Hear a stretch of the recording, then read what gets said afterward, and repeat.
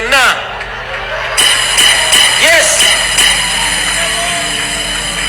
Make it very, very uncomfortable to oppress Ugandans. Mutemwina mundu. Temugenda bakuba. Nemwine pesa muyinza okukwata ne basulanga tebebase. Pastor, kankulopere munaye wawuli eyo omusumba gwe bakozesa ne yekweka mu kigambo kya Katonda n'awagira ebikyamu. Yesu bye yagaana. Naye kirungi naye amanyi nti olumu yagamba ayayayaya abaana basitagawo bayinza okuteekako akaliro nomala wiiki n'ama nga tolya mmere.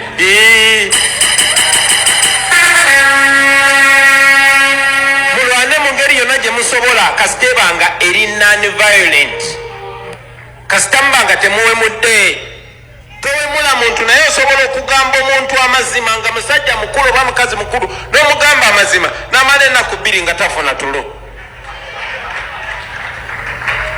Kati mubabuulira amazima nga tonaba kwebaka, mubuulire amazima ate oluzukuka gwoba okererako era ogamubuulire. Tell them the truth. Do not keep quiet. Make sure that nobody desires to be like them.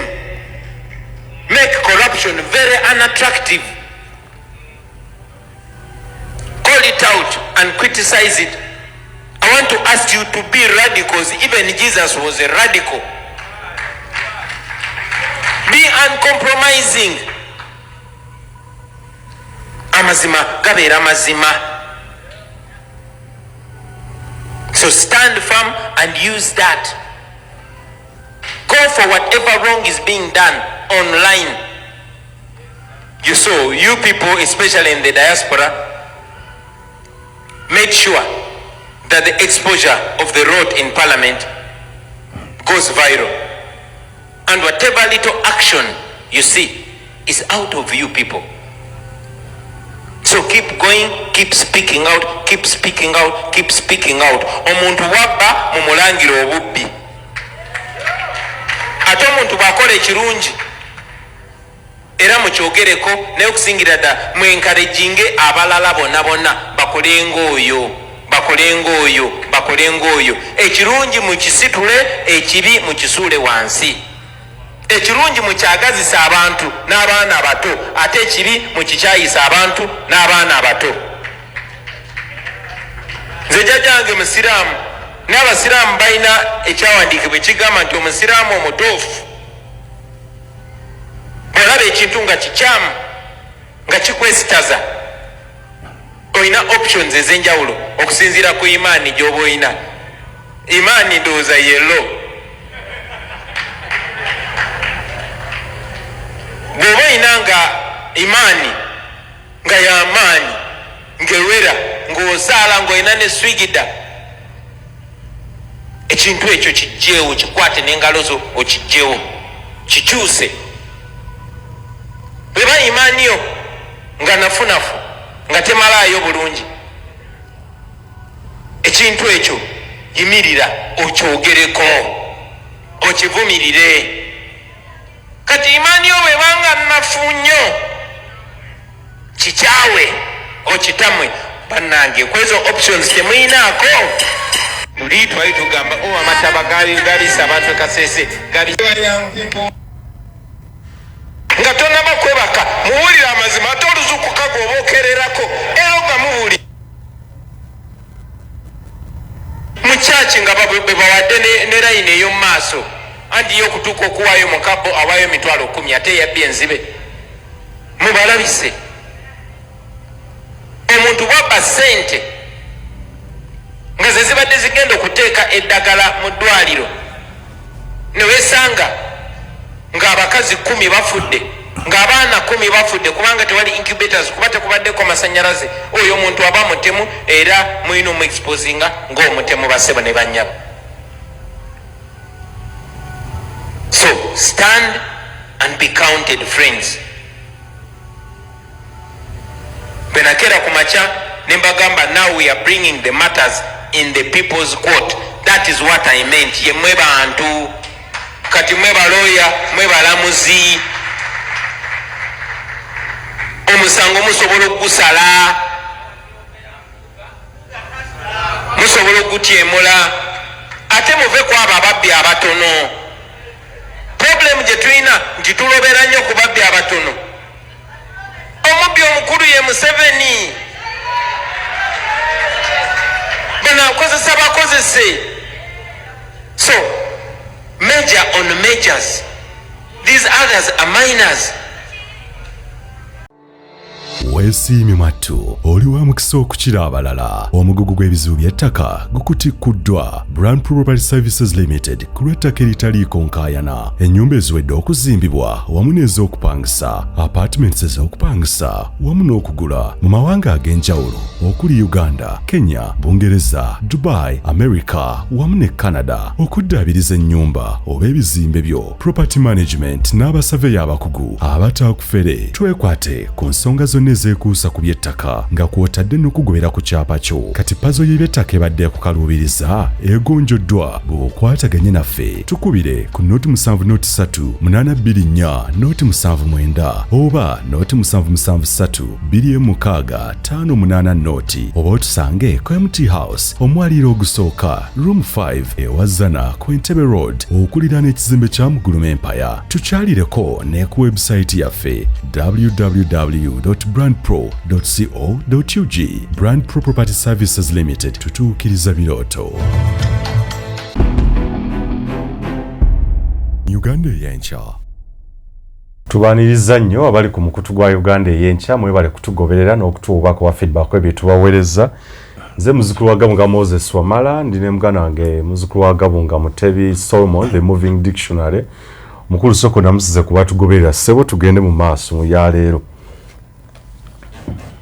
Yebalege kyetondeke yatondeke ejjembe kugulu kw'enkoko atusisinkanyiza nate tugwisanye bwenyinga nkandaggo nga bwe tukuba ttooki mu b'amasuuti. Webale nnyo naawe atulaba asinzira gy'oli atwegese agantaala ow'enkajja ow'ennakatu ow'entamwingi aliire abalungi ababi okulya abalungi emirimu ne babbira akakajja ebbira. Weewaawo ye muganda wange Mutebi Moving Dictionary, Mansa Bwino buli bw'omulaba otegera butegeezi. Essaawa yo yennyini ey'okumansa bwino era ke kaseera ke twolekedde gwe tuula okkalire mwana twalyoka akusunsulire bwino wadde ne mukati weewogome. Omukulu ono n'omuwandiisi era gwe yeetaaga okubeera nga okuwandiikako in terms of your autobiography osobola okubeera ng'omuwa ebikukwatako ne mukkaanya bulungi nnyo n'abeera nga akuwandiikako ekitabo kyo bw'obeera ng'obudde tobulina. Oyinza okubeera ng'obudde tobulina oba nga n'ensengeka y'ebigambo n'okukola kutya nga tobirina. Omukulu osobola okubeera nga omupangisa ku mirimu egy'okubeera nga awandiika. Oyagala script yaki, music video, oba oyagala kintu kyekuusa ekintu kyonna ekirimu okuwandiika. Oba olina kampani yo weetaaga proposal, weetaaga kiki kye weetaaga, osobola omukontaktinga butereevu nnyo ne mwogerezeganyaamuuko. Contact y'omukulu ono nno njagala njikuwe bulungi nnyo naawe onnyonnyoke ensonga eno. Noti 75 noti 78 noti 75 kujja okubeera ng'oyita okwogeramu naye ku nsonga zonna. Erine ku WhatsApp ennamba eyo osobola okubeera ng'oyita mu ab'amasomero abaagala okubawandiikira oba nnyimba oba speeches eza abaana oba okutendeka abaana abo. Saako nammwe abantu abakulu abali mu bifo ebitali bimu eby'obukulembeze oyina ki naye nga weetaaga speech writing oba okuwandiikira obubaka bw'ogenda okwogera eri abantu obugenda okwanaamiriza ensi, osobola okubeera nkwatagana naye ate era ne mu creative editing oba creative writing osobola okubeerera ng'omutuukirira, osobola okubeera ng'akutuusako services ezo. Kozi nammwe abaagala obulango ku Uganda ey'enkya musobola okubeera nga mututuukirira obulango katugeze okuvoicinga akalanko kassaamu eddoboozi. Weetaaga ka luzungu ka Luganda osobola okubeera ng'otutuukirira naawe ayagala aka video okwata akalango ku video basomero oba olina bizinensi yonna tusobolera ddala mwana tukuba bye tusomye bye tukuguse nawe ayagala public relations okubeera nga opangisa omuntu agenda okutereereza ensonga y'okwogerera ekitongole kyoba kampuni yo okugiwa definition oba endabika ennungi mu nsonga eza communication oba ez'okwogera etuukire ddala mu bantu nga statement eziteekeddwawo zirabikira ddala nga za kintu kikugu era za bantu abayivu. Ennaku zino kampani nyingi zigudde nnyo mu buzibu obw'okubulwa oba obw'ekyeya ekyaba public relations oba PR abategeera kye bakola. So ebintu bino banange bye tusomye amawulire gano, so tetugenda kubeera nga ate naffe ebitone tubituulako. Osobola okutuhayaringa bw'otulaba ku mukutu ogwa Uganda Enkya tolowooza nti bino byokka bye tumanyi. N'okwogerera ekitongole oba kampani yo okuwuliziganya. Oyina launch ya kampani ya somero okukolera kye tuyita communication o PR okumusindika eri abantu n'okumanyika n'okulanga ebintu byo kyonna kyolina osobola okubeera ng'otwekwata ku miwendo emisaamusaamu ate okuviira ddala omwezi guno twabasaideko ebitundu 3 ku buli 100. So okubeera ng'owuliziganya naffe ku namba ezo nnyini z'olaba ku screen yo eziri wansi awo mu squeeze back eyo. Brand Property Services Uganda Limited be banno ddala ba real estate agents oba consultants bojja okubeera nga weekwata ku nsonga ezekuusa ku eby'ettaka mu ggwanga Uganda n'emitala w'amayanja mawanga nga Bungereza, Dubai, USA oba mu Middle East kuba Dubai since naye kibuga naye abali e Canada namwe byonna ebyokuusa ku bya real estate so okubeera ng'oyogerezaganya nabo ba Brand Pro ate era n'ensonga endala nga okuprocessinga ekyapa wano mu ggwanga Uganda. Mukulu ne bw'oba oyagala nnyumba oba apartment oba kyonna e Kenya awo osobola okubeera ng'owuliziganya naye, so balina linkage oba balina link ne ba real estate agents abalala abali credible, trustable oba trusted, honest ate era truthful and honest mu nsi ezitali zimu. So ojja kubeera ng'oyogera nabo n'okuprocessingira ekyapa, land surveying, general construction n'ebintu byonna obukugu babulina ojja kubeera nkwatagana nabo. Ate nawe alinamu ebizibu ebitebereka ebiyinza okubeera nga tetusobola kubitegeera mu lulimi luno olwandoza communication naki ebya science eno tuyinza obutabitegeera nnyo naye osobola okwogerezganyamuko ne Sheikh Ashraf enamba eri ku mukono gwentuddeko oba wano wennyini enamba eyo gujja okubeera ng'oyogerezganyamuko naye ebintu tebitambula bulungi bikoze bityo osobola okubeera ng'omukubirako mu nsonga z'ebyemyoyo bwebito ne mwogerezganyamuko. Ekitabo ky'Oluganda olulungamye kyawandiikibwa omusomesa ate era nga munnamawulire omugundiivu Sava Chin Mayanja mawulire yagatandikira ku Capital Radio eyo ne BTFM emyaka egiwerako abadde omusunsuzi w'amawulire editor ku TV ne radio yes ate era nga musomesa owa olulimi Oluganda mu masomero agatali gamu ate era nga n'obukugu oba obumanyirivu yabukugukira olulimi Oluganda mu ssettendekero w'e Makerere mu department ey'ebyennimi oba languages linguistic ya so musajja obukugu abulina yawandiika ekitabo ky'Oluganda olulungamye kigenda okubeera nga kikulungamya n'okukusomesa n'okukutegeeza n'okukuwabula ku Oluganda oba empandiika y'olulimi Oluganda entongole. Omukutu guno ogwa Uganda ey'enkya gukiikirira ebintu ebyo ebigenda okubeera nga bikomyawo Buganda ku musingi omutuufu okusinga ddala okuyita mu buwangwa ennono bulombolombo olulimi empisa n'ebirala so ebitabo bwe biti bimu ku ebyo bigenda okulungamya n'okusomesa abantu abaliwo abalibaawo ssaako n'abaliddawo Oluganda empandiika y'Oluganda ennungamye ate era entongole etaliimu kubuzaabuza na kukola kutya. Ekitabo kino wetoga kiri ku mitwalo 7 naye nga abakyagala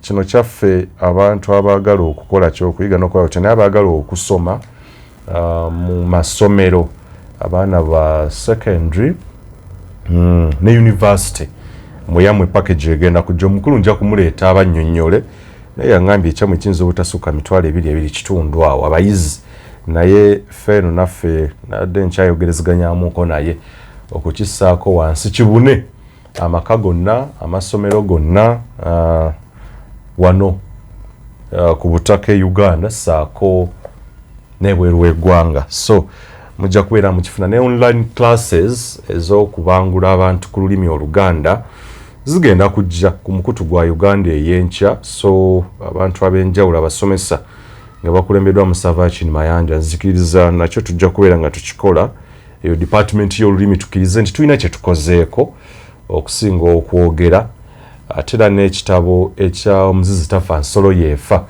kankikuweere omukulu Mutebi Moving Dictionary akunnyonnyole we tuli ne we tugenda mu maaso kaawo nneme kubeera n'akyemalira nti ku programu nzekka okweyogeza nga ate nina n'omuntu omulala. Naye nze ge mutaayi okumpa ekyanya ow'amali bukyawe ennoga nzitanye ensonga ku kitabo omuzizi tafa ensolo yeefa ekifumbekeddemu ebisoko engero ekinnyonnyola ku mbeera z'abantu n'okusitula embeera z'abantu ekikusiigira ekifaananyi ku byayita ebiriwo n'ebyo biribaawo kubanga bulijjo we tuyimirira awo we tusinziira okulaba gye tulaga bw'otamanya buva obwo toyinza kumanya buddo bwo. Kale nno sandyagadde kusima nnyo biri mu kitabo kino nga tetunnaba kusabuukulula ng'enteekateeka yaffe maaso bweri naye nga tutambulidde mu bulombolombo obuwangwa ennono tukusiigira obwakabaka bwatandika butya tuyimiriddewa tutunulawo ebyobufuzi ebizze byawulayawula obwakabaka 536 ne olwaleero 58 aba Benedict Mugumba Kajimu Kiwanuka ba Sir Edward Frederick Muteesa embeera eyo gye baatulekamu yavaawo era lwaki olwaleero tukyayina abantu bwe batyo mu department singa Mmengo nga bakyakuubagana bukuubaganyi biki ebibireetawo kubanga tebijja buzi biba biteeketeeke tukubidde tooki ne twetooloola embiri zonna kuba tusinzidde nnyo wano mu Buganda naye nga tusiiga ekifaananyi mu bukulembeze bwenno n'obulala so obwakabaka obulala kuba obwakabaka buli bumu bwa Buganda naye tukuba tooki ne mu bukulembeze obulala gwali eyo nga toli munda mu Buganda oli mu Bamasaba oli mu Badanno eri mu Badaama oli mu Buluuli wano Nakasongola yonna tukusiigidde ekifaananyi ekitakuleka bbali twagala obutaleka vvuunike lyonna litavuunuddwa ku mulembe guno ogw'ekyasa kya AI oba Artificial Intelligence nti ensi ekula edduka so nga ate ffe Abangereza bano baatusiba mu byabwe ebikwate ebitakyusibwa naye ng'ate bo buli kadde bakyuka abeeru kubanga Abangereza bw'ogenda mu nda ennyo ojja kulaba nti be batonzeewo abantu b'amaanyi mu nsi eno ng'Abamerika nojja aba Red Indian n'oleeta abantu n'opanga kati bwe njogera ku Mungereza soogera kuwa England wabula ngazi ya Britain n'ogenda ng'ogaziwa okutuukira ddala eri ku lukalu olwa Semazinga yenna atali wa Bulaaya n'ogenda n'oyingirako ne mu Amerika erimu amasaza 50. Kale ekitabo ekyo nno omuzizi tafa nsolo yeefa kigenda kubeera nga kiyita mu mikono gy'abawandiisi abatali bamu okuli nno ne bannamawulire era ekitabo kino kiwoomeddwamu omutwe omukutu ogwa Uganda ey'enkya twagalira ddala okubeera ekitundutundu ku kubeerawo kwa Buganda empya egenda okubeera nga ekomyawo omusingi gwennyini ogwa Buganda eri bajjajjaffe gye boogerako oba gye batugambako omusingi gwe baleka basimye.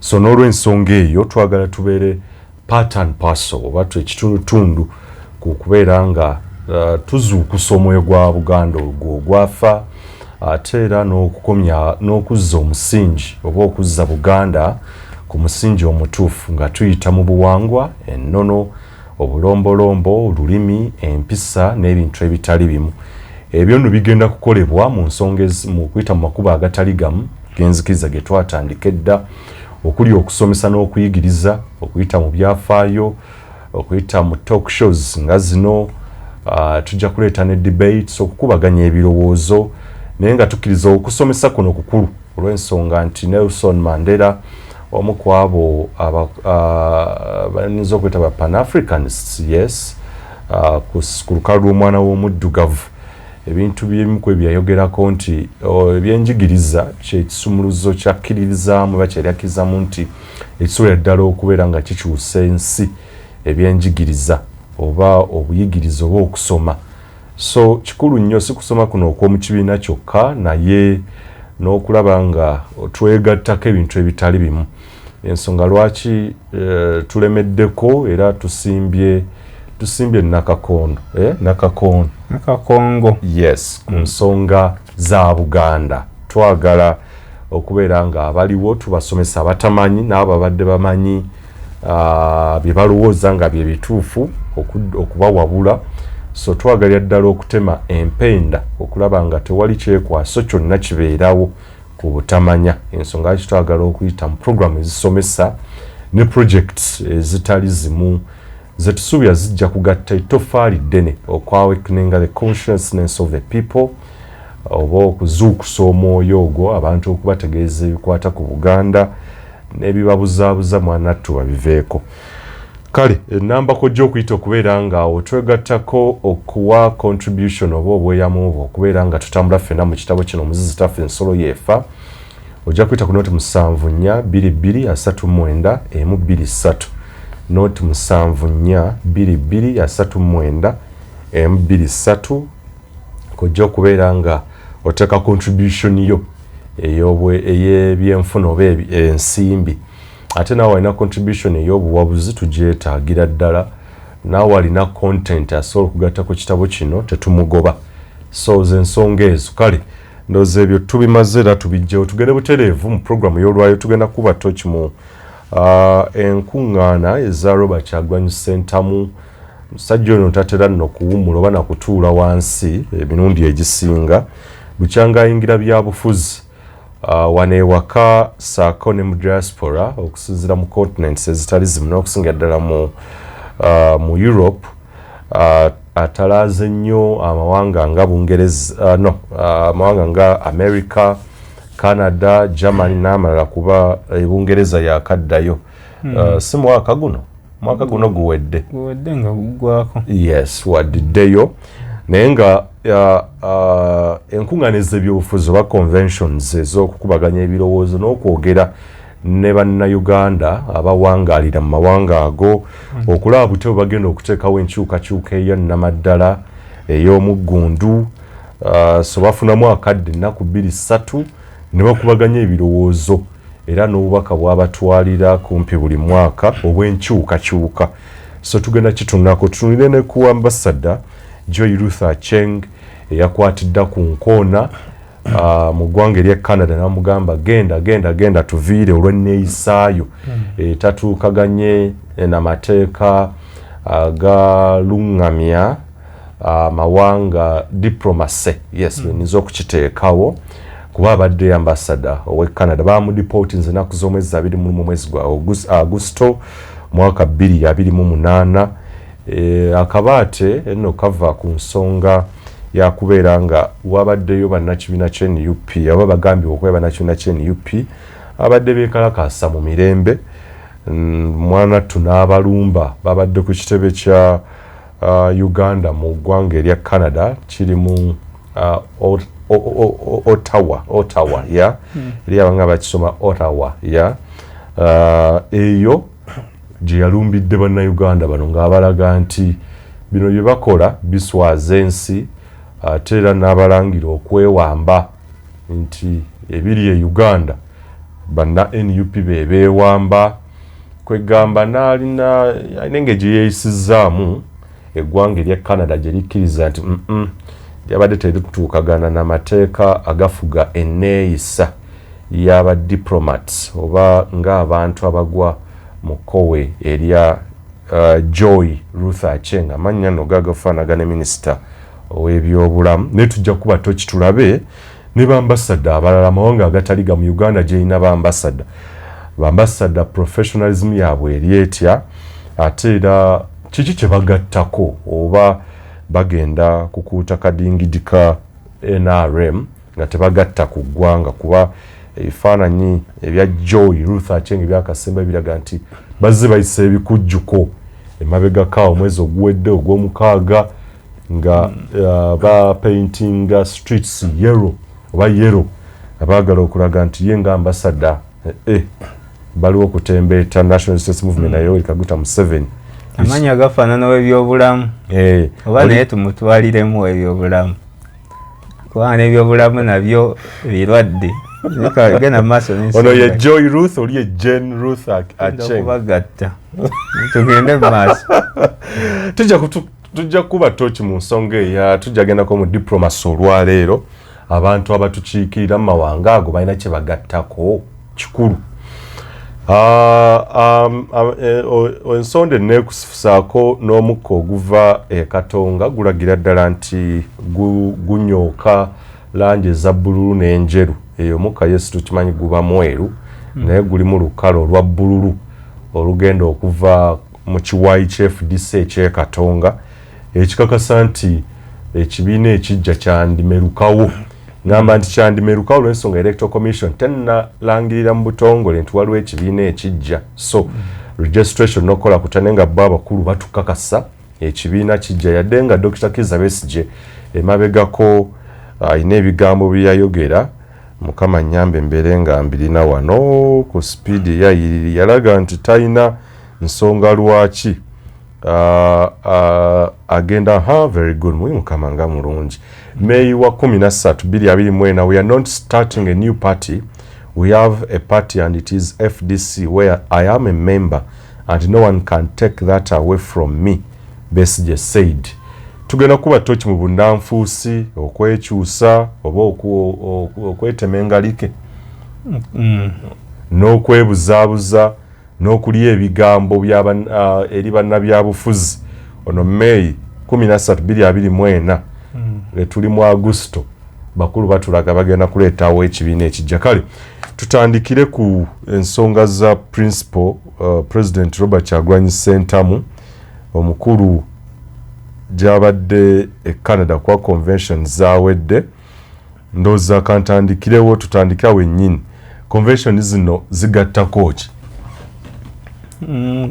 convention oba okugenda n'olambula ku bantu abali emitala w'amayanja kintu kikulu nnyo okubazzaamu amaanyi kubanga balina n'omusolo munene gwe bacontributinga ku ggwanga lyaffe wano n'ekirala nti buli lwogenda mu kamera z'ensi yonna ezo zirina kye zizuukusa mu buwagizi buli kubanga kati ensi ebintu bya tekinologiya ate asibuka mu bantu bali kati namba eyo buli lwebanga ewangaalayo naye ng'eyina abagizzaamu amaanyi ku lugendo lwabwe sifuddeyo bakibiina ki baba kibiina ki kigattako nnyo okunyweza emyoyo egyo ne giba migumu kumanya nti nabo bakyali atakiti wadde basaza amayanja naye bakyali atakiti n'ewaabwe n'obukulembeze bugenda mu maaso ewaabwe babugoberera bwe bubakwatirako ddala simanyi oba tukitunudde kya National Unity Platform in particular naye ngera tutwaliramu of course n'akulira ekibiina kiba kintu kirungi nnyo nti omuntu ali eyo yennyini akirabira ddala races ezo okusosola kukyaliwo abantu bangi bakibuusa amaaso naye kukyaliwo nti oli bwakwaniriza okukolera ewuwe era tagenda ku opportunities ne bwe zinaaba equal era wajja kubaawo ebyawukana kati owulira nnyo privileged nga omuntu oyo gwokkiririzaamu oba alafuubanira ebyobukulembeze ewammwe gwokkiririzaamu azze n'abafuula nti muli kitundu ku bo ekiraga ne bannansi wano nti abantu bali bakyali kitundu kuffe kizaamu amaanyi ne kiraga unity ne kibafuula nti mukyali wamu kubanga kati internet global village naye bw'otagendayo kubalambula kwongera nsonga kumanya nsonga ki zibaluma na biki bye balyagadde obeera oleseewo muwaatu ogw'amaanyi kyongera strength oba kizimba kyongera obunywevu bw'ekibiina n'obunywevu bw'enkyukakyuka kubanga mu nsi zonna abantu bonna bagenda ku byeyo bagendayo lwa mbeera mbi eri mu nsi yaabwe si kusanyuka bitundu 80 mu 9 ku 10 ng'ogyeko bali nti ninayo anko wange ngenda kubeera eno babeera bakoze eyo opposition yenna gyaliko kati bwagendayo n'abalambula kyongera support kimwongera musa mulayimulaiti eya international kubanga ensi nga Canada n'America bw'oba wabaddewo wakiri wasigalayo evvumbe nti abantu bano batakabanira enkyukakyuka ne bwe mubeera babiri bamanya nti enkyukakyuka enkuŋŋaana ze bakuba zino bakyali ku mulamwa kigenda mu mawulire gaabwe kubanga essaawa zino mwajja n'omulamwa gwakulabisa kyekisooka toyinza kulabisa ng'osinziira mu ggwanga mwokka nga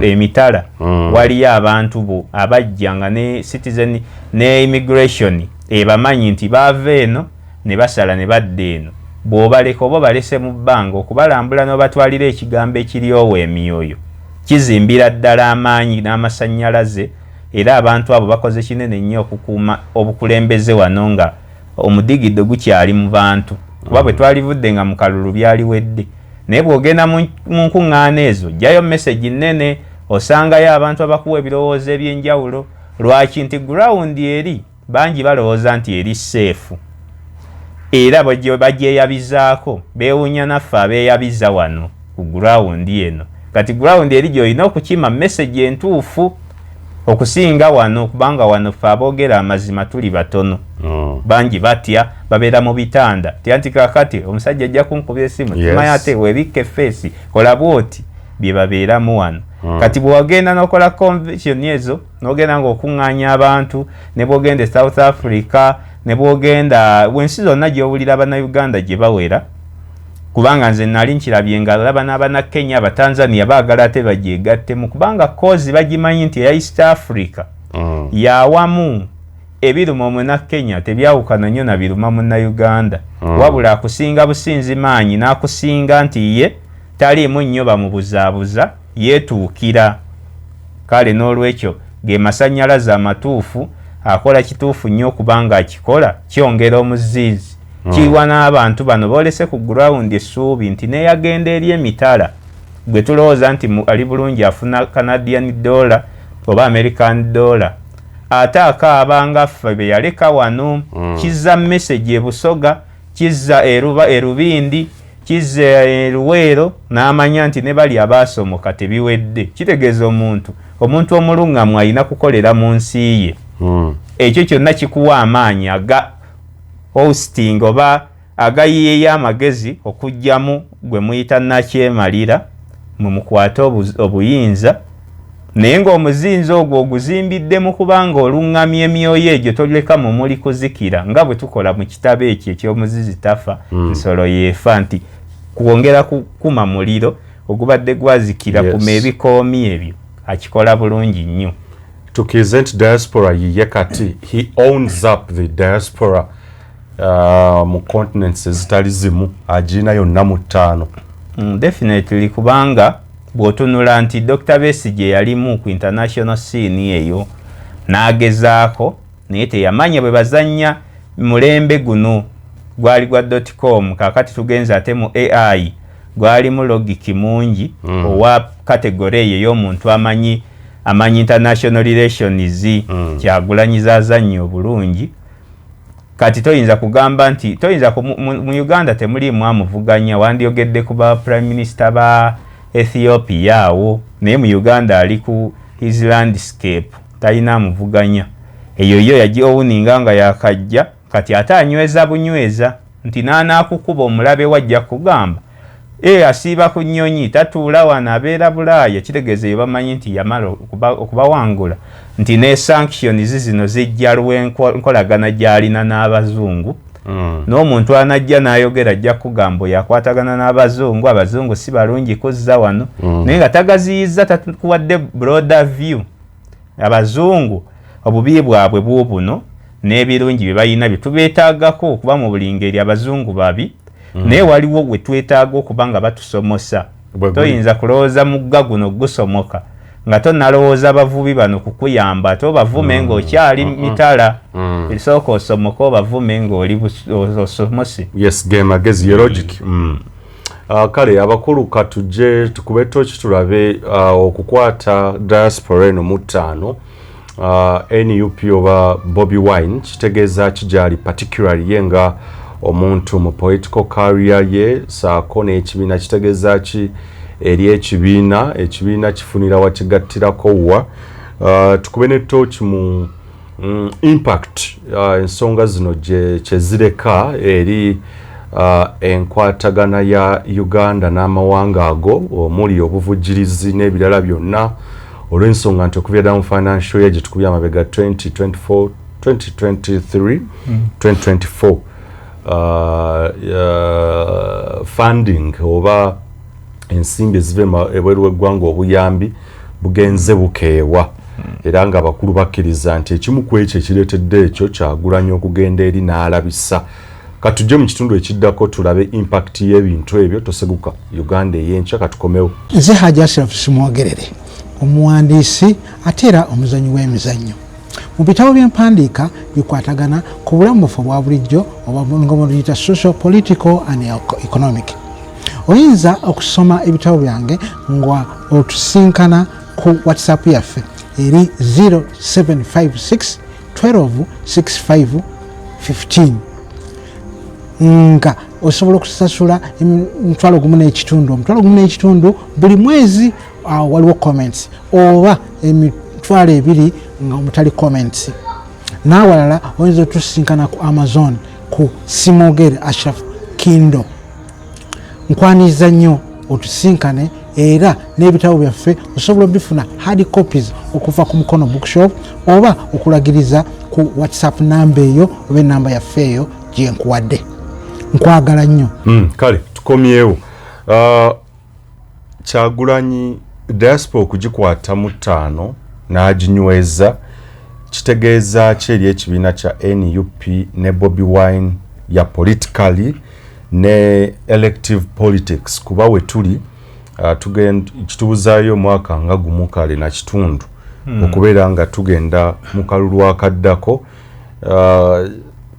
kensuubirira NUP erina okuparticipatinga diaspora okuginyweza ne bagikwata mu ttaano kigattako kiku omukulembeze w'ekibiina n'ekibiina kyonna ekyo kiina omukugattako kwakyo si kwangu kulaba muntu atunuulira bintu wano naye kati bw'otunulamu nti ensi global village ensi ye yafuuka digital message gy'oyagala ekolerwa awantu w'olaba we bakutataaganya nti bwe naabeereka mwokya bajja kutataaganya osobola ogikolera ku mutendera omulala oba ku nsi endala naye nga message ogisindikaka ekyo abantu bangi kibasumbuwa nti omusajja tava ku nnyonyi alina vision kyonna kyakola eri kijja butereevu eka kiringa bonaagamba nti AC Milan ekyaliza ku San Siro ne Inter Milan oba International ya San Siro bombi maka gaabwe naye ekigifuula amaka yejjaze gy'otaddeko esitula kalizimayo kati Kyagulanyi abeera waka abeera Ontario ng'ali Kampala kuba message egenda kujja message etuuke musajja ayogedde ku bayeekera yakoze eki naye nga bw'anaabogerako ebwayise embeera egenda kuba mbi bakwate abantu twafuuka digito bantu balina obusimu message zidduka omuntu omu alina essimu asaasaanya mu bantu 4 viewership twabirabanga wano mu kulonda omuntu omu alina essimu naye nga boosanga balaba ku makubo bangi ate n'akisaasaanya ababooda bakola omulimu munene nnyo gurawundi eyo eriroko ye akolera eno mu batono boolaba nti bali 200 alese miliyoni wano 8 oba 10 ezironda asindika message mu bano kati okuyita eyo ku ground ze ziri ku grounds ezitalina mbiranyi gye zigenda muteekako ezitali hostile kimuyamba nnyo kubeera nga message etuuka bulungi ku bantu wano tetaaganyiziddwa etuuse nga bweri abuulira bali bolooza nti tebaliimu kalulu naye ate ejja butereevu kuba byonna byayogera bye bikwata ku w'omu Kisenyi bw'akugamba musome nga byonna ayogera ne wano kyekikukwatako embeera y'abantu mu malwaliro ensimbi nti buli omu kati alina amabanja talina comfortable kukola sente zoonoonya za fees abali ku kyeyo be baliisa wano ndyogerako n'abali mu Amerika awo bamusoke kojja lukya n'akulaga ng'embeera ddala be baweerera ate abali eno kitegeeza ekiruma mu Amerika munnayuganda ali mu Amerika kyekiruma butereevu ali mu kibunya ali mu kiyaaye kati bw'ayogera eno message automatically ejja kubanga abawagizi be bamutunuulira ng'asinziira eri naye nga message bagifunira wano ate ne kimuwa n'amaanyi nti kati atuuse ku platforms ez'amaanyi edda twakomanga ku bimeeza mambo bad omuntu n'amanya nti nkomaawo naye ng'alafuubanira ntebe enkulu erimu international relations mwogenda okukwataganya ne Uhuru essaawa zino kino kyakola kiwa confidence mu mawanga ageetoolodde nti bw'aba asobola okuhandlinga stages zino n'acommunicatinga ku platforms kitegeeza Museveni bw'alirakisinze ng'omuntu akuze nti future yagiraba ntono amuwadde omwaganya munene mu butamanya bw'ojja mugamba genda oyogerere Chicago naye ng'ate ayogera nabeeka mwokya Chicago oli kuba embaale message zitambula ensi eri digital ne bw'onaagirwanyisa oggyeko intaneti message kati yatambula dda kale njagala okuzannya obumu ku bubaka obwa Robert Kyagulanyi Ssentamu yabadde okugenda deeper message kigyatwala eri tugiwulirize naye tutegeere impact yaayo ku bali eyo mu diaspora. What does he communicate? Because nakyo kikulu in line with what he communicates back home. balabise mubaleetere stress ne depression na byonna. Yes,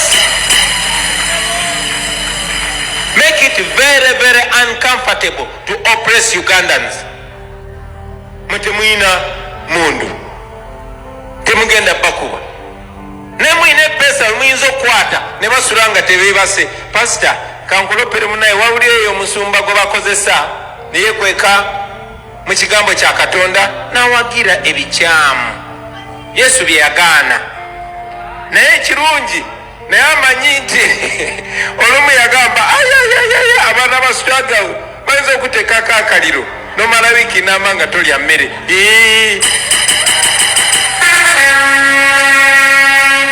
Mulwane mu ngeri yonna gye musobola kasitebanga eri non-violent kasitambanga temuwemudde towemula muntu naye osobola okugamba omuntu amazima nga musajja mukulu oba mukazi mukulu n'omugamba amazima n'amala ennaku bbiri nga tafuna tulo.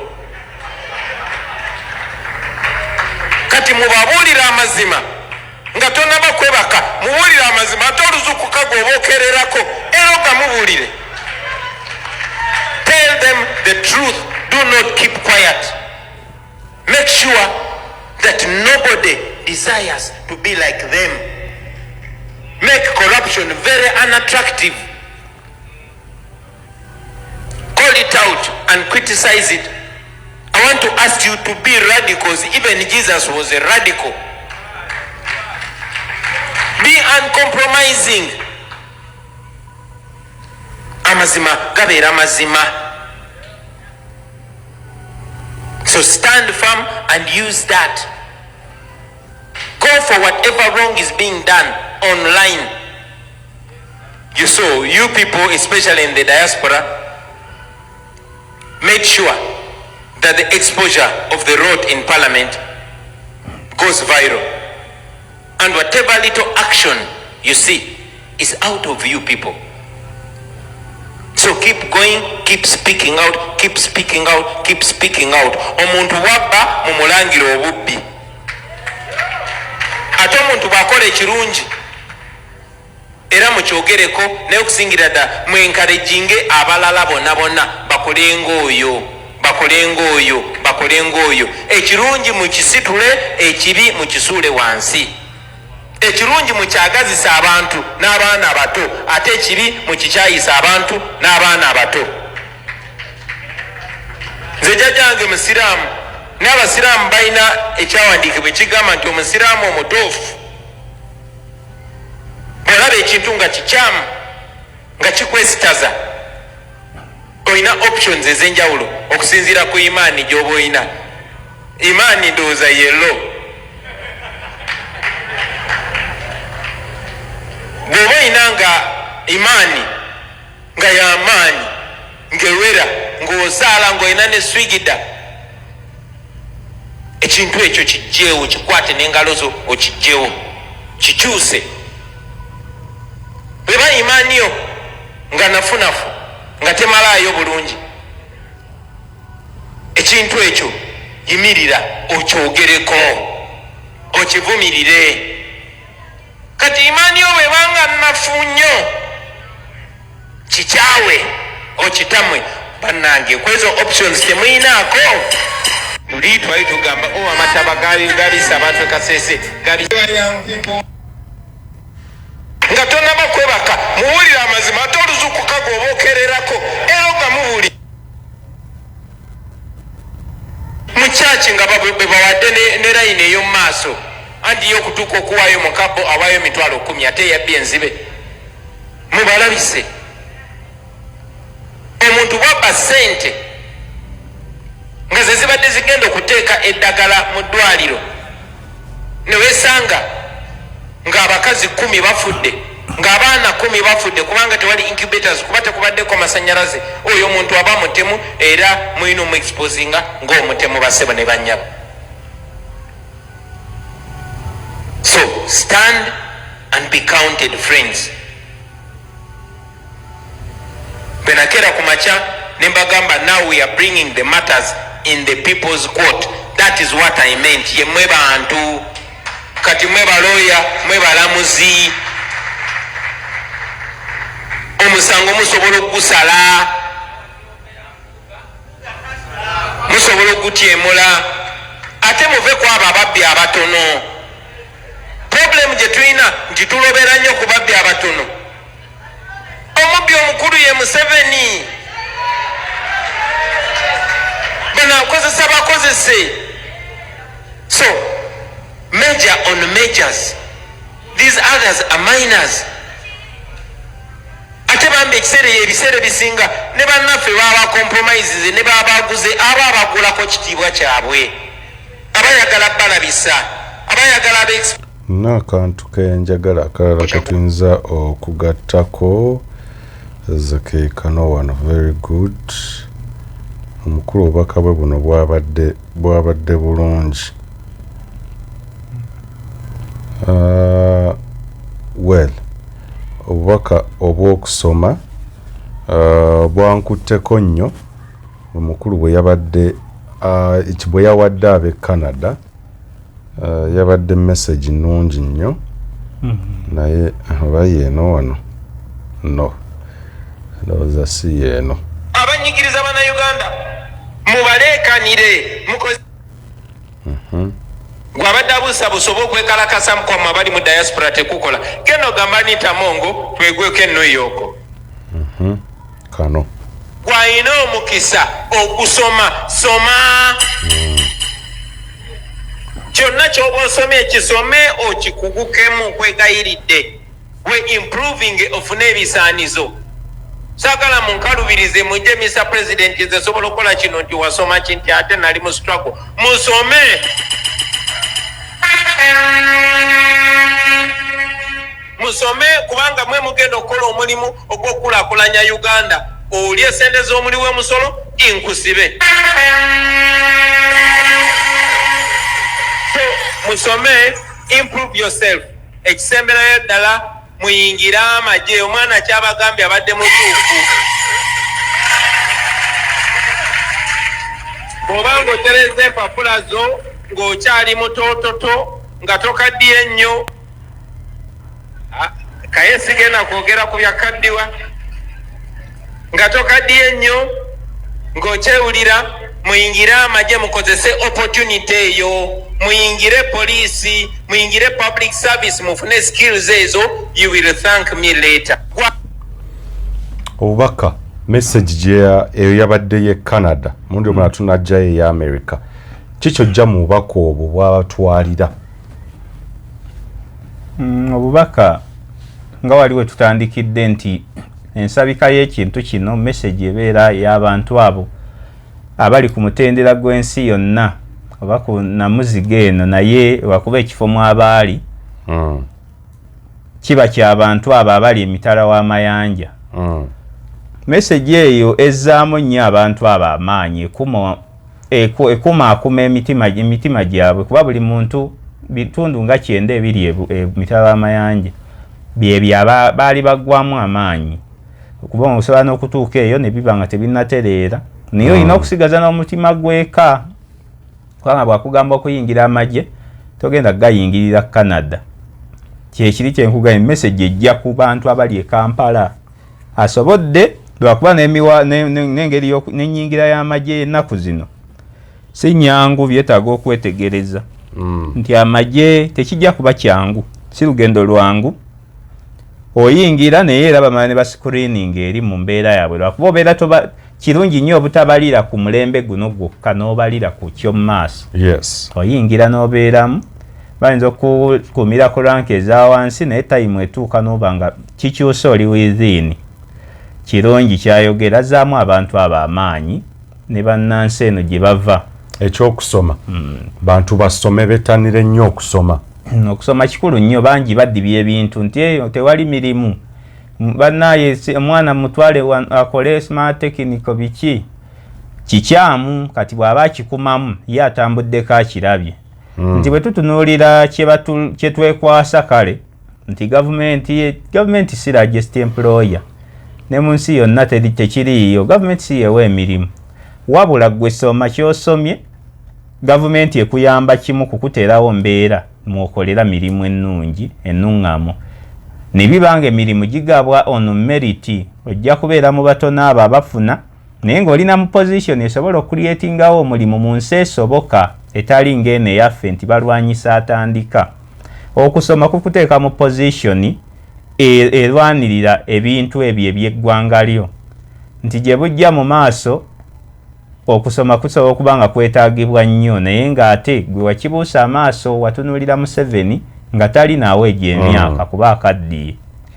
Kati bw'akola statement eyo nungi nnyo, nali ngifunyeeko nga ndi mubaka w'ennakawe eyo Ssennyonyi nga tannafuuka mubaka, twali tunyumyamu. Statement eri genuine nnyo, ngiwagira ne Ssekuwagira omukisa bwe gubeerawo kusoma kwegende mu maaso, abato basomesebwe. Naawe alina sentero naye ng'ogamba mwana kamujje sima mutwala akanike ebiki, sooka omuwa omukisa ogwo gwe gw'otaafuna ogw'okumalayo okusoma. Bwe wabaawo omwaganya gumuwe point nnungi, acommunicating eri abantu abatuufu, ate agidde mu generation entuufu nti tetukyetaaga nsiko zino za Museveni. Pressure eriwo, abantu abafuga ensi bali ku tekinologi ono. Message ogyogera omukulembeze n'aba nga alina okukola reshuffle, naye nga mwana agyogedde wa bulijjo talina nagyakolera, talina mulimu. Kati omukisa weeguli guguno omwaganya gwa intaneti gyabadde emphasizinga kuba intaneti bya ddala. Message etuuka, ambassador n'omulaba nti akwatiddwa ku nkoona naye nga tewaliiwo force nti agulirire. Kusoma, okusoma kujja kuyamba abantu bonna okuba nga ebyuma bino gye biraga bijja kuba tekiniko nnyo. Twongere okusoma ng'oggyeko eby'emirimu. Okusoma kukuuma omuntu ng'ali mu position eraba ebintu mu ndaba ey'ekiyevu. Sigamba nti biwa amagezi, naye bikwongerako engeri gy'osobola okuanalyzinga oba okuobservingamu ensonga, n'omanya nti ono ayogera bw'ati naye ono atulimba, gy'atutwala eno si waluŋŋamu. Tutunulira impact ya obubaka bw'atwala n'ensinkano zabeeramu n'abakulu b'amawanga agaga abatali bamu b'ab'enjawulo. Ndowooza impact eno ekosezza nnyo gavumenti ya Museveni olw'ensonga nti ne funding we twogerera eyongedde okukeewa, nti okulabisa kuno eyinza okubeera nga kuyinza okubeera kuvuddemu ebibala olw'ensonga nti foreign aid oba obuyambi okuva ebweru w'eggwanga bugenze bukeewa ekyongedde ate ndowooza okuteeka gavumenti ku bunkenke wano kindowooza Bobi Wine asikowalinga muwanguzi yadde ngeri abaga nti ate buno oyinza okubeera olugero luli eri Ssebusiru bwa Njoka nti neeno obuyambi obwadde eri ate obulinnyako eno bangi ababwetaaga okusikowalinga mu kusooka nga politician kubanga politician alina goals ze politician aba ne goals ze zitali za mulonzi naye bwe tugatta politician n'omulonzi kubanza njagala nnyo cause ziri mutual nti bwabadde obuyambi bwebadde bujja how impactful gye bubaddemu eri abantu ba bulijjo balokozi bwibanga badde tebituukirizibwa nga bugabanywa abantu ab'olubatu betuwulira abaminisita kati olwaleero bajje mu muhwezi nga bagabana ku ssente ez'obulwadde obwa HIV ne bagabana balubatu tulabye ku nsimbi ezijja eza Kyogamu ne zibuliraawo kitegeeza bw'oziba eri payipu esindika amazzi gano ge tutanywa ente emu yeeganywe endala baaziboola gw'ataagazibyo bamutuufu nnyo kubanga bali batussaako badeni nti katukuwadde ebisiyaga kuba tukuyamba mulungi kyasinga ono azibye payipu eri kuba amazzi tegatutuukako okulakaasira weekuli naye kati gazibe kuba abagafuna in plentiful supply ne gaba nti tebalina nawakugassa naye ate tegatuuka kubageetaaga kati okusolovinga ekintu kino twetaaga okusooka okulumwamu Kyagulanyi ekyo kyakola kye kisinga obulungi nga totunuulidde bantu bali bengezaako okutunuuliza nti omuntu ajja kugamba Ssebusiru bwa Njoka naye ng'ate takozesezza bwongo kulowooza atyo kubanga bibadde era tebituuka katujjewo n'atuvujjirira alowooza nti atuyamba ng'ayamba bantu ba famire emu asooka aveewo tuzimbe ekintu ekipya mu kuzimba ekintu ekipya mubaamu obulumi kyebakugaa nti ensi egula mirambo n'okufa kubaamu mu bino ebintu kati bw'ogamba nti asaze aid siina kye neetaaza aid kuba ebadde tengasa tentuukako seetaaga aid Uganda Food Basket ogiwa otya obuwunga nti you said yewa abalwadde obuwunga Mutabi lekaboga nti aid tekugasa tulina enguudo wano ezizimbiddwa for instance the Northern Bypass eyagundi yo Express kanjireke neri enguudo zetumanyi ezivujjiriddwa eriyo amalwaliro getumanyi agavujjiriddwa eriyo amasomero getumanyi agavujjiriddwa kyogamba gundi eyo aid tena kyegasse ku terina lwansonga okuvujjirirwa okwo ne gavumenti esobola okukukola nga yeeteeseteese tetwagala short term zino kuba nti gundi akuwa emmere akuleetera ku mulyango emmere nti kuba oli mulwadde twagala oddeyo mu mbeera ye ey'okuwona obeere nga weerimira emmere yo kubanga agenda kukuwanga emmere eyo ey'omu restauranti eriko ekkomo erina ne byejjirako bingi okukola amalwaliro gavumenti yeetengerere tuli mu busiru kyenja okukozesa ensi yavaawo okugamba nti gavumenti nga bwogana ubosi nti kati yebala abantu yevunaanyizibwa ku population yaffe that's stupidity toyinza kuŋŋamba nti tukime abantu abavujjirira bajje mu masomero mu malwaliro tetukyabeetaaga twestengerera tulina emisolo egyaffe batulimba bulimbi ne beewola ssente za budget wazirabe ne bazigabana bannamujjuddo noziyo sise timamutembuli kati byebyo ssente ezo tezigenda mu masomero nga bwe mulowooza UPE bwejja ebeerawo kukuuma abantu kunoonyezaako kalulu lwaki abantu ba bulijjo bakola amasomero agasinga ate aga gavumenti buli kimu kitegeeza kirekera abantu beekolera ebyabwe kubanga ne gavumenti amasomero ga gavumenti gasolooza ne ssente kati kati siraba oluguudo lwogenda okuzimba osolooza ebbanga lwaki totuleka ne twekolera enguudo zaffe katubeere mu nfuufu tusobole okukola enguudo ezaffe kubanga obusuubuzi bwaffe bumala bulungi okuyimirizaawo ebintu ebyo okusinga okutusibako abantu bemuguza eggwanga nti omukyayina yakoze express egenda kusolozebwa emyaka bwegiti simaya yesinga mu nsi yonna gwe bwoba olaba yesinga mu nsi yonna kitegeeza ebintu bino bweginya Museveni ono byatusibyeko agende n'abantu be tuddemu tulime bupya wajja kubaawo obutasoma emujiji gusobola obutasoma tujja kuguma tusaddaako olwabajja strategy nungi Kyagulanyi ayongera okulabisa akazitaako kubanga okulabisa kwangu bino byonna bye tukola kulabisa twalondawo ekintu ekirungi ekyangu kirungi nnyo naye ate be tukuba bakitya nnyo kubanga ne bwalaba obulabi nti balaze ow'emmundu nga ali mu bbala ayina emmundu 3 agenda kutulabisa nti tugaba bugabi mmundu nakyusa deployment nakyusa engaba y'emmundu mangwawo nakyusa abakulu pressure weeri okulabisa kwangu kujidde mu kiseera kwe tutegeera kubanga oli ejja kugamba tukumbe tumakinge bangi batya yimirira sinzira ku simu yo ensonga ogikoleko kubanga Kyagulanyi bw'aba ali Ontario bw'aba ali Toronto akiikirira gwali e Kampala ale amaaso gali Kampala takulimba nti alwanira aba diaspora gali Kampala batuula nabo bonna batunulidde Kampala ono batunulira Museveni overstays mu buyinza emyaka 4 teriyo muntu gwe baagala myaka 4 omuzungu akimanyi teriyo president nti bia babatunulira bonna bakaddiye babaleka kubanga atunula nti embala y'omuzungu tatunulira muntu wa myaka 9 nga Museveni tamina na budde bwe atunulira baana bato ba myaka 18 17 generation ye eri ku AI tayinza kumala budde ku mukadde ono amusiza kasiiso wenda likasomwe ku 10 naye nga akiraba ye kyazimba Kyagulanyi kyazimba nti njogera ku bintu mukatinge fundizo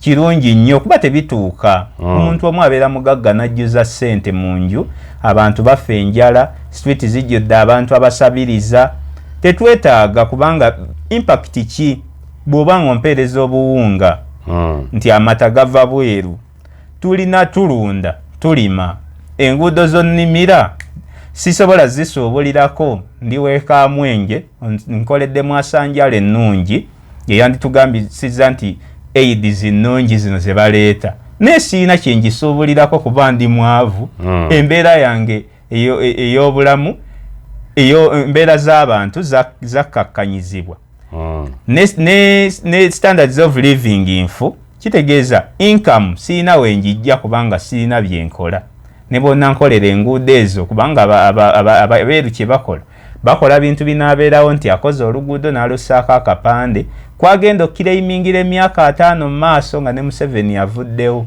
kati tetubaagala nkikkaatiriza nkiddamu fandizi z'abaeru nze siziwagira bwe ziba nga zijjirako strings zino enkyamu ezituleetera okubeera nga tuli batuwadde buwi mmundu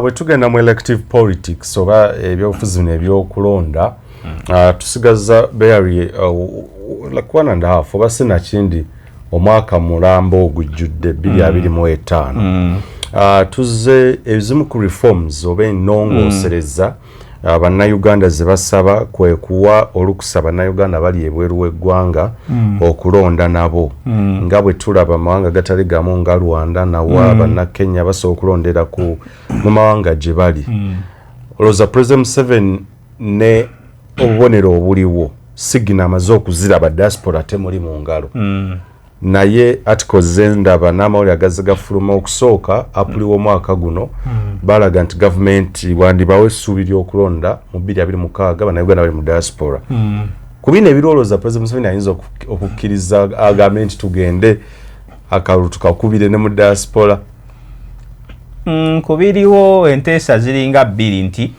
omuntu ayagala okukuma omuliro gukyamuke tubeere bize ajja kuteekawo embeera nti Museveni yawakanyiza nti ab'ebweru tebalonda kimusuza bubi biki oyo abeera propaganda asanyusa ensi kubanga essaawa zino bwe ntunulamu kyetulwanyisa yennonda tetulwanyisa baani balina kulonda tulwanyisa ennonda nti akulembera waaba ebyo abakama lwaki onterawo narrative egenda okumpugula nze nga nze mpozi enteesa ziri bbiri waliwo enteesa ya musanyusa mmeeza nti yogera abantu bali kye banyumirwa naye bwe mba njogera kinyusi bino bogus kubanga tetubyetaaga tukyetaaga nnongoosereza komiti etegeka okulonda ekyuke naani agiwandako eddusu kati akuwadde akatono kano ogende nako mu nkwawa akuwadde ekisambi naye jjukira waliwo ente wali kano kasambi ajja kukakuwa ojja maliriza kkiriza osanyuke naye nga bannayuganda bameka enkola kitalina kyakyusizza bannayuganda bameka abali eligible okulonda kubanga bannayuganda bali mu nsi ezimu nga beekweka tayagala nakulaga gye yava bino nze sibiwagira mbadde sinakiwulirako naye sikiwa matu munongosereza mulimu abaagala kijje n'emabega mu kaluka 221 byaba kamera yaga nti ensimbi tezimala naye nga yali enteekateeka yaliwo naye nze tojja kumpa ddiba kubanga agenda kuwa wiinidde n'ebitundu 9 ku 10 nga tebirina kye bitoola ku nsanvu ye jjabba wano bino atuteze tulwanire kino kuba social media tuli excited oli bwanamugamba nti ewe Dubai kati alonda Kadaama agenda kukuba mu ngalo yeerabire kino nti 5,000 egiri ebweru oba 10 kale katugambe 5,000 egironda waliwo obukadde wano 8 mwagenda okukubbira eri kajja kuba genuine naye tutunuulire kyaffe kino tutunuulire ewaffe sooke tumuzingeko ewaffe wali omubbi buli lwatandika okusuula ssente mu kkubo n'olobera ku ssente zino aba akulese katujje mu kitundu ekiddako tukube torch diaspora ine esobola kukozesebwa etya okukyusa obukulembeze n'okuleetawo enkyukakyuka eyannamaddala oba eyinza kubeera etya stumbling tool oba olutindo olusobola okuyitibwako okukozesebwa oba okuteekawo enkyukakyuka eyannamaddala okwawukana mu bigambo yes ekyo nakyo kikulu nnyo how best can the opposition utilize the diaspora vacuum oba opportunity okuleetawo enkyukakyuka katujje mu kitundu ekiddako tovaawo Uganda yenkya kale abakulu tukomyewo yes mu kitundu kino twagala tutegeere engeri oludda oluvuganya naye n'abali ku opposition ng'abantu basobola kukozesa batya diaspora ng'olutindo olusobola okuyitibwako okuleetawo enkyukakyuka mu ggwanga Uganda. Muganda nge Mutebi olowooza diaspora esobola kukozesebwa etya makubo ki abakulu ge balina okuyitamu abantu bo bennyini ne batwala ng'abakulembeze baabwe bali ku ludda oluvuganya okusinga da NUP basobola ku-utilize nga teba ku leveraging batya opportunity ya diaspora okugikozesa ng'olutindo oluleeta enkyukakyuka. Abakulu bwe baali batandika omugendo guno baguzimbira ku kintu ekirungi era ekyangu nti kwali kulabisa diaspora platform nungi nnyo okulabisa kubanga ensi ziri zitwala abantu baazo ng'ensonga nti zensi omuntu eddembe omuntu gyatwalibwa ng'omuntu eddembe lye ne litalinyirirwa nga tebasinzidde ku musolo ki gwe bakugjamu naye eddembe ly'obuntu litwalibwa ng'ensonga. Kati bw'abanga anaasinziira kuli ku ground eri okupulidinga oba okwogera ku byalaba e Uganda na biki bye yayitamu okutuuka gy'ali nsonga nnene nnyo kirina volume nnene nti bijja kutuuka eri abakulu abo abatunuulira ensi yonna wabula support eyo gye batuwa egatteko ffe kye tuba tuzimbye structure gye tuzimbye ku ground baba batunuulira ngabo tebayinza kukuyamba ngabo naye balina message eyo bwetuuka kigatta ku ddoboozi ly'oba okoze wano ewaka diaspora kyezannya wabula ate era kuba ne ground kiri kye natandikiddeko nti ofunye omwaganyo gwogera mu intercontinental gy'ogenza okuyimbira enamba ole tojja kuyimbirawo naye message etuuka ne kuwe Matugga owe Ibanda ng'evudde eri ofunye ground zezo zibeerako abantu ab'ensi endala mu buli ngeri bagamba onazze kukola ki wano atava wano abawa message ki abantu baffe betukuuma kubanga bakimanyi nabo nti bali abantu bakuumiwa bukuumibwa si batuuze kati tusobola okusinziira awo n'obuwulira enjiri gy'oyagala ebune kubanga abantu bali baawukana bwawukanyi wano mu myoyo mu mibiri n'emitima gibalika already otaddewo bridge ekuyunga ku bantu abali international nti abantu abategeerera ensi abali international ebitongole ebifuga omuli UN omuli World Human Rights y'ensi yonna World Bank eziwola bano International Monetary Fund eziwola sente government zaffe nti sente baneze mbawola tezituyamba eri kyekituddusaayo World Health Organization nti ebyobulamu byaffe biri wansi nnyo kubanga n'abantu baffe mbalaba abakungu abalwala baddukira wammwe eno kituuka mangu nga bamanyi nti ayogera ali wali ku mutala gwabwe bamuvunaanyizibwako diaspora lwe lutindo lweterawo ensi zino ebbiri semazinga kwe tuli nabo gye bali nti etuyunga mangu olugogo lututuusa ku bantu bali amangu abatuvunaanyizibwako ebitongole ebirera abantu b'ensi yonna kale tugende ku omukyala Joy Ruth Acheng. Joy Ruth Acheng nno jjukira nti bingi ebimukwatako yaliko mu lukiiko lw'eggwanga olukulu mu paalamenti yaliyo ekisanja kimu mu 2016 ng'akiikirira abantu bekkole nga district woman MP. Kiwabula ekimu ku ebyo ebyewuunyo erinnya lye lyawanduukululwa ku lukalala lw'abo abaali bagwanidde okufuuka baminisita mu gavumenti eyali erondeddwa President Yoweri Kaguta Museveni mu mwaka ogwa 2016 era akakiiko akasunsulamu abalondeddwa President aka Parliamentary Appointments Committee kano tekamusemba oba tekakkiriza kulondebwa kwe era n'olw'ensonga eyo genda mu maaso kulayira oba appointment ye oba okulondebwa kwe tekwakubibwamu stamp nga Parliament bwetekeddwa okukikola. Onojjukira yali alondeddwa mu kifo ekyokuddira Zerubbabel Nyiira yali mu kifo ekya State Minister for Fisheries, so ekifo ekyo kye baali bamutaddemu Ruth Acheng oluvannyuma Parliament n'etamusemba.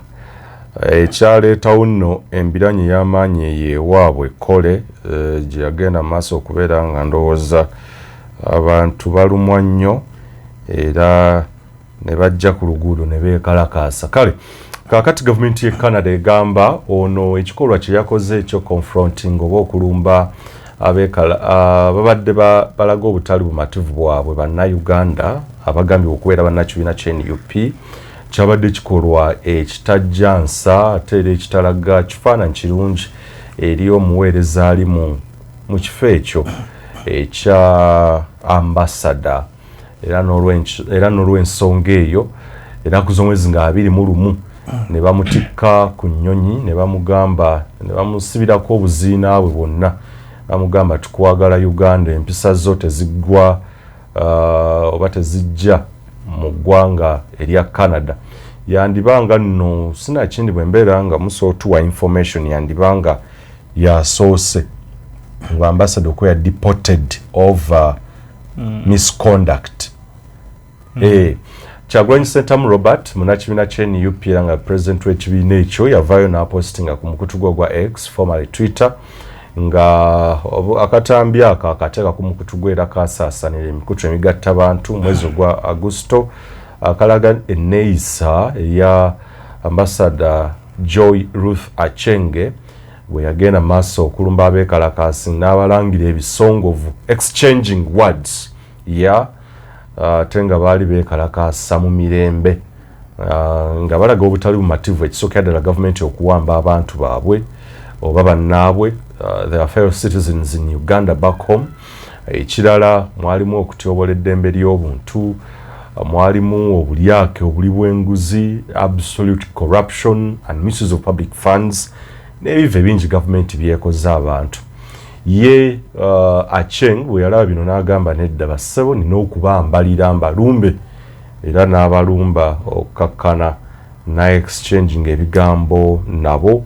Gavumenti ekikola kyeraba negamba nedda bino tebijja mu nsa n'ekitiibwa ne image yes gye tusuubira mu kifaananyi kye wandyeyisizaamu era n'ateekebwa ku nnyonyi n'obugugu bwe n'addizibwa e Uganda nga 21 Augusito omwezi guno mwaka 2024.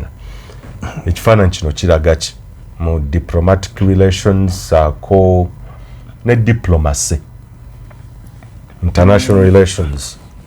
Ndia kusooka ku mutendera gwa Ssekinnoomu nti Joel Russo Acheng ekisiraani kibadde kimugoberera bw'otunuulira omuntu akujja mu paalamenti ate bw'ofunayo akafo ka appointing authority n'ekulonda ate nako ne bakulemesa ng'ate tulabye n'abatali credible bangi kyokka bw'ogenda mu mulimu ogusembayo kubanga wano mu Buganda omuntu teyakkirizanga muwa bwa ambassador. Lwaki nti ambassador bakujje mu maka gabadde yeerira ettooke erinyige Omuganda nga tayinza kugenda ataali mu matooke gali magoye amasuule naddala n'ag'obuwunga kuba ezo ensozi laba tuzaagadde lwa Museveni ono kuba mubi nti ataddewo embeera kati okusindika mu nsi Canada nsi nnungi tugyesiimisa era bannaffe mikwano gyaffe Balosius Matovu Junior bali eyo tubeesiimisa ye naye si ye resort yaabwe ng'ensi eno nnungi Uganda wabula kirungi gye bali kuba ensi gye baavaamu balaba ng'esiraanye kati omuntu eyali MP n'ofuuka ne minisita bwe baku appointing bwe bakusembyayo nga RDC Museveni ebyo abikola bulijjo era ebintu ebyo bize ku baminisita bangi babonyeebonye batyo ne babasuula eyo naye nga yeewali emirembe gyabwe era nalabako omukyala anzijukiza Bakoko Bakoro yabba ssente minisita oyo n'agenda mu Amerika oluvannyuma ennyo ne yeetondera pulezidenti n'amuzza kuno ng'alaba wagaanye kati ono ate okuzza nga bakugobye bugobi kirala kibi nnyo disgrace naawe ng'omuntu okosebwa kubanga eri gy'abadde akolera effujjo eryo binyuma ng'oli kkole bw'obeera ekkole teryajja kukwatako ojja kukuba n'abantu tubalabyeko n'abakuba amasasi ne babakwatamu awo ne babatabakanya munyu biki embeera ezo tuzirabye naye kati ensi ziri zikyaleredde embiri obuntu nga nekugambye zikyamanya omuntu nti muntu okumuboggolera obuboggolezi kibi kati international relations wendi okumuboggolera olwa kondakiti ye gyolowooza nti ogyemulugunyako n'omulangira kikyamu kubanga naye azze ku expressinga freedom ye azze kulaga nti njagala kino na kino kikolebwe mutuula solving amicably sigamba nti obeŋŋanga oba ogerera ebingi oba tokyalinga psychologically mu nsi ziri bikyakola wano ewaffe omuntu psychologically bakubuuza nti omukosezza otya nga tetulaba musaayi baagala nnyo ebintu ebiri physical we batandikira okulaba ate nabyo ne bakuvuvuba omusango n'otaguwangula kati Acheng bongedde okusiiga ekifaananyi ambassador agenda okudda mu kifo kye ajja kubeera wampisa tajja kujja na kifaananyi kye kyajje mu nju ekkole ewaabwe gyazaalwa ajja kuba amanyi nti ambassador akiikirira fulaga ya Uganda eya black yellow red so si yellow yekka ekirungi nnyo nkisanyukidde ekikolo wakisanyukidde kisiimye nnyo yetagana kusalira mbuzi kubanga bintu birungi bizaamu abantu ensa n'empisa n'omanya nti si kiikirira nze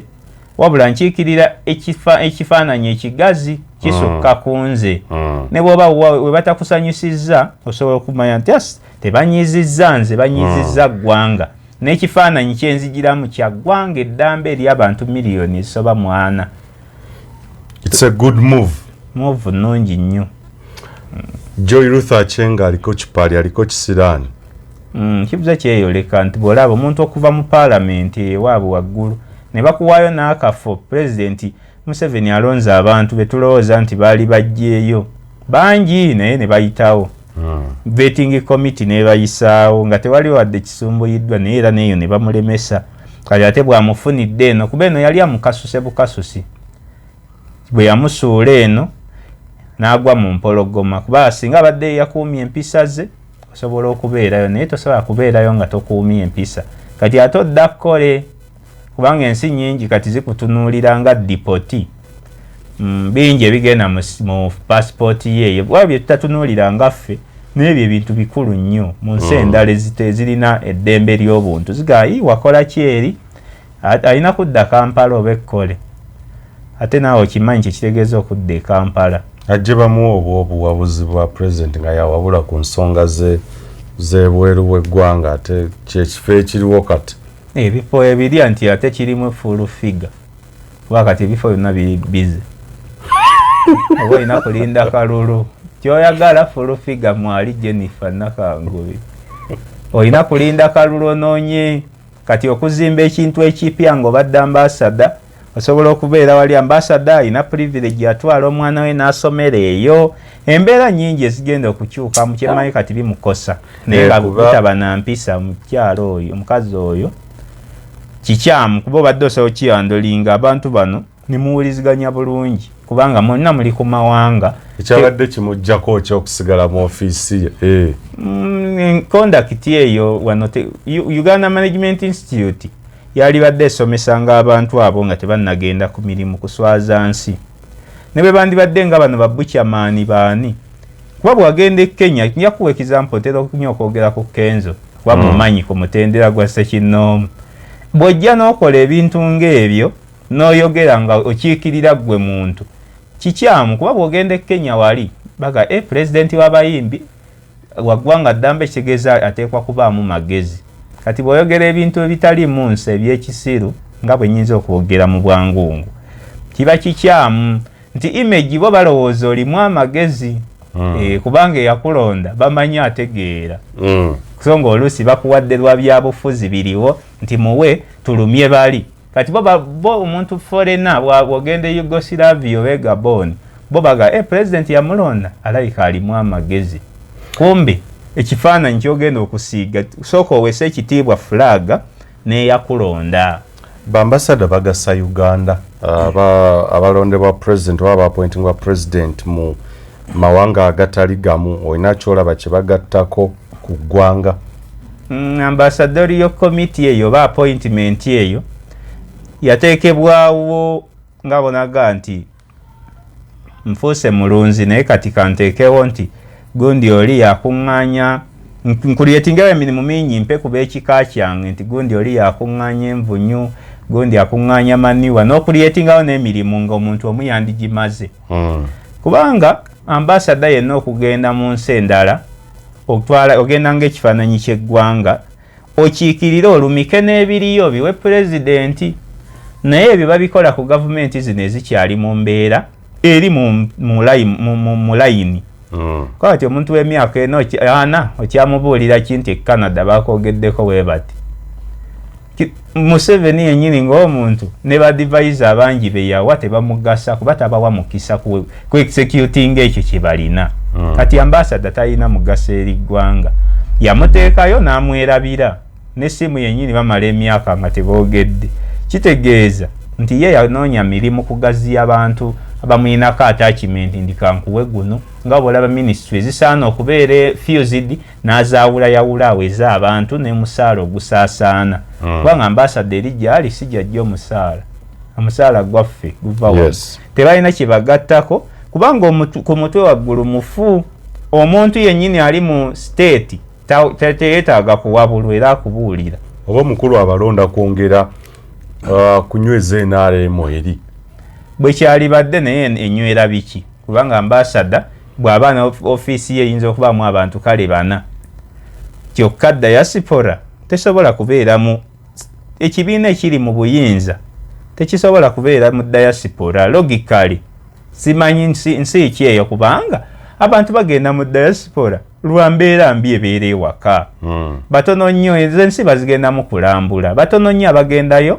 nti bamwakreditinze agenda akole ng'omusawo batono nako mukwano gwange omusawo mu Amerika eyo nansuubuga naye si bangi abantu babuddamayo n'abeerayo nga talina mirimu olw'embeera gy'alese mu ggwanga. Kati tolina kuŋŋamba nti oweze omuwendo gw'NRM ng'olwedde force eriyo ekufulumya bufulumya, kubanga omuntu okufuna ekkuba erigenda mu diaspora agenda lwakulemererwa nsi ye. Kale tumalirize n'ensonga ya ekibiina ekyolekedde okutongozebwa mu bufunze obw'ekitalo. Dr. Richard Kizza Besigye, Erias Lukwago, Lord Mayor Ibrahim Ssemujju Nganda, Waswabiriggwa n'abalala bangi baleeta ekibiina ekijja era mu maaso kaawo kyandironkingibwa okukyusa ebyobufuzi bya Uganda wano we tuli byetaaga kibiina kipya. Tekyetaagisangako. Eyo ninayo munywanyi wange Harold Kaija. Harold, yes. Naye nga namugamba dda abo bazannya kifiiriza. Kiringa bona agamba nti tuyina Nakata agenda kufumbirwa naye babirye. Ate ayolesa obwenzi butabuse ku kyalo omukoona awulire nti bwenzi nga abantu abo nga benzi nnyo nneme kujja kwanjula Nakato. Olw'ababirye kyekyo ng'akikola si lwakuba mwenzi naye akikola agoba omuko. Fenna tusigale nga tuli baki? Tuli bakineji bawulu. Actually mu Luganda tetulina bawulu. Tulina baani? Tetulina muwulu musajja. Tubeera na kinejjulira. Kati tusigale nga tuli bawulu. Kuba mbadde ndaga nti tusigale nga tuli bawulu abakyala ku kyalo. Nenjagala nkigaziyemu kuba tulina ekitabo ekyo kyetuteekateeka. Tusigale nga tetufumbiddwa kale tuli ku lujja kubanga obeera tonnafumbirwako towuula. Yes. Befudise ezannya ebintu ebyo bingi bw'olaba kuba kati oyinza kuŋŋamba ssaawa zino nti omuntu aconcentratinze ate tuleete ekibiina ekipya. Ogezaako kulaga nti mu opposition eno waddiiru kulya ssente. Weekyaya takikola nti yeerabise. Nkugambye nti Nakato akola obwenzi bungi olwa munne babiri gwe bagenda okwanjula. Omuka agambe nti obwenzi bwa mulongo munne n'ono ateekwa kuba mwenzi. Kati FDC kyekola si basiru. Bakikola ensi erabe nti bano batunoonyaamu ssente nabo bakoze ekyabwe. Takikola nti yeefiiriza, afiiriza kino ekyakwata. Kuba yakimanyi kyakola tekigenda kukwata. Tutunire ku faces zino Erias Lukwago, Ibrahim Ssemujju Nganda, Dr. Kizza Besigye, Waswabiriggwa n'abalala abaayawukana ku mugendo guli eri ogw'Ennajjanankumi bakyalina amakulu by'obufuzi bya Uganda ne status quo nga bweri. Omanyi okyasomayo abalala. Mpuliremu abantu. Tulina basalamu Sumba. Genda maaso sinawulira muntu. Oba beebo. Badori Nyanjura. Sinawulira muntu. Tugende naabo. Bawalidi Mulindwa Lubega. Muntu. FDC Katonga branch teri muntu. Teri muntu. Bafuuka abantu. Kale tulinamu abantu abali outspoken. Nti Ssemujju bw'anayogera ensonga. Nungi nnyo era muwagira nnyo mugoberera. Naye ate tuvudde ku level y'ensonga. Beera mu palamenti yo funa ssente zo kubanga tetulinawo kyakukola solution. Naye tetolaga nti ozze nti kati bamufudde katemba. Kubanga abantu abo bonna pate eyo giraba kyezannya kunyweza NRM mu buyinza. Very automatic. Empya y'Ekatonga ekulembebwa Besigye. Yonna okuva ku ntandikwa. Enyweza Museveni mu buyinza. Gwe nkola yaabwe. Naye ate ku luno kyeyolese nnyo. Omuntu yenna ayagala enkyukakyuka. Oyinza okuba toyagala Kyagulanyi nga naye alina obunafu bwe nti ate simanyi wano tamalaayo. Naye essaawa zino omwetaaga kubanga yalina abantu. Abantu bulijjo babikola ne bajja mu bululu obwo ne baleeta omuntu atalinga atagasa naye nga bamanyi nti bwe tunaawangula tujja kuteeka president asaana ono tumuwe roole endala. Kye baali badde balwanako nga ssaawa za kwegatta.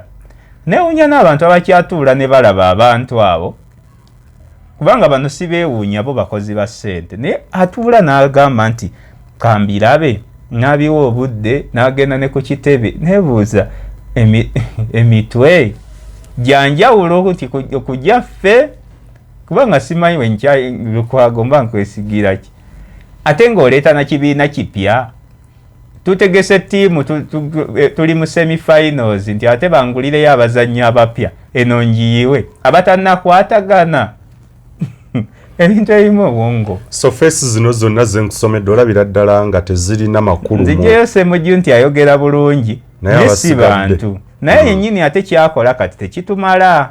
Ayogera bulungi nnyo mwagala. N'abasigadde bye bazannya byebyo. Besigye yazannya nga tuli baana abatannaweza myaka 10. Era byazannya okwambala chekiti n'otuula kati ekibiina ekipya ddala kigasa ki? Ebibiina bye tulina bingi. Kiringa omukulu yatugaa tetuwandiika bitabo bingi ebiriwo. Yali badde ate kino ebibiina kyo nkiwagira nti bingi tulina bingi. Bitumazeeko n'emirembe nti direction ebibiina bitukugira. Essaawa zino teweetaaga kibiina, weetaaga cause. Yes. Ekibiina tukyetaaga kuba nti omuntu mwagenda okuyimirira yeesimbe nga bamugaanye okubeera independent oba ki. Naye tekirina mugaso gwonna ne bweba National Unity Platform. Sigwe kuba bajjaga nti oba oyogedde ku FDC yokka. Naye terina mugaso.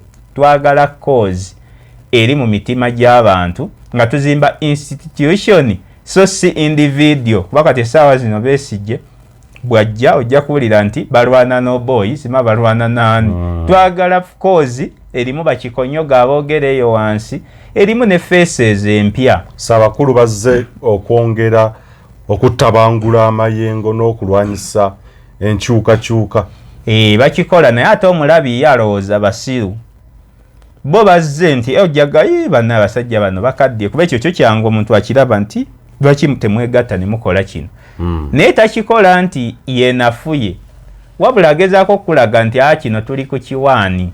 Tuli mu katemba waffe buli omwaka gumu katupange ekibiina tulabe oba alina katulabe tomanya tuyinza bakolerayo ku kibiina ng'oli agala tugenda bakolera ku concert katulinde season eno ey'amakungula bweggwa tuyinza kati kye balimu tewa tentatively tugenda kukola bwe tuti badde mu ssente za iPod nabo bayingizeyo ababaka kubeera awo katemba yennyini naye nze seewuunya Besigye seewuunya Lukwago neewuunya omulabi gwe akyalowooza nti FDC yange bano boonoona bwonoonyi nti ono lwaki afuna ssente kubanga opposition eno erimu ssente nnyingi ekyo sijja kigaana. Yes. Naye omuntu bw'avaayo ng'alinga atulingizisaayooko Kyagulanyi nyinza obutagamba nti agenda kukwata entebe oba ki.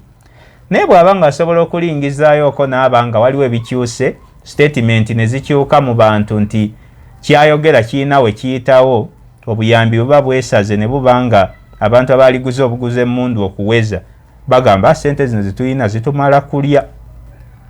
Kirungi okusinga okwekobaana ate nabo nojja ng'oyogera bikomyawo buyambi. Nabo bazze Erias Lukwago Ssemujju Nganda bonna Besigye bawasabirirwa bazze kulwanyisa Kyagulanyi waneeno nakulya nga bwe babadde bakola emabega eri. Naye ku luno bakireese nti kati pate tujja kugamba ebibiina byonna kyoleeta kasita kiwandiisibwa kiyitawo kiri qualified okufuna ssente za iPod. Waliwo ssente zibalwabalwawo ne bwe buba kugabana mu bassekinnoomu abantu emirulu mingi. Agamba bwe siwandiise kibiina nno wano sijja kufuna tugenda kufiirwa. Kiringa bwe banaakwata emidaala mu katale n'ogawadde nnina naye kankwateyo ne guli bayinza okugabawo obuwunga. Kati FDC kyeriko nti kozi gyeriko ya ssekinnoomu baalemwa naye te mu kulemwa kwabwe baagala okugenda kusuula ekirala. Kuba byonna biddayo waggulu nti oli ajja kubuuza lwaki temwegatta ne Nuupu eyakoleera nti Nuupu byekiikirira tetubyagala erimu obusosoze mu mawanga bye bajja okuwa tumanyi Abaganda bwe bityo. Naye ng'atazze kusaabulula DC Unity kuba obuwagizi bwa FDC butono bwakeewa naye butegeeza kinene okugamba nti ate kati bakyakola bibiina biwere. Multi-party system si ye solution. Tetwetaaga wadde ekibiina n'ekimu. Twetaaga kukiikirira nsonga zaffe ne tumanya nti omuntu ono yakola ki kubanga ebibiina ebingi kwe kukendeeza ababaka bo mu paalamenti n'oleka Museveni n'agenda 2/3 majority. Bano kye bakola Besigye kyakola ayongedde okubakkiriya kati bw'oyongerako ekibiina kuba oba oyongeddeko muwendo gwa bantu bano be mugabana noba ng'okendeeza n'omuwendo ndowooza yandibadde position ye obusungu obumuluma bwa leader of opposition tebagalanga ku ntebe ya ggwanga abo ekibaluma leader of opposition naye bwe biba bino byakulumya Nopu ekyo yabamala kuba Nopu tekyava mu kifo kya leader of opposition erina ababaka abakonokiriza 6 ne bwenaabe basazeeko nedda mu 25 egenda kusigala leader of opposition. Kale abakulu tetujja kusukkawo ensonga tujja kuzongerako ate olunaku olulala mwekumire ku mukutu n'obubaka obwo tubwaniriza nnyo takumira mpeera abatukuumire tukwatagane. Uganda y'enkya.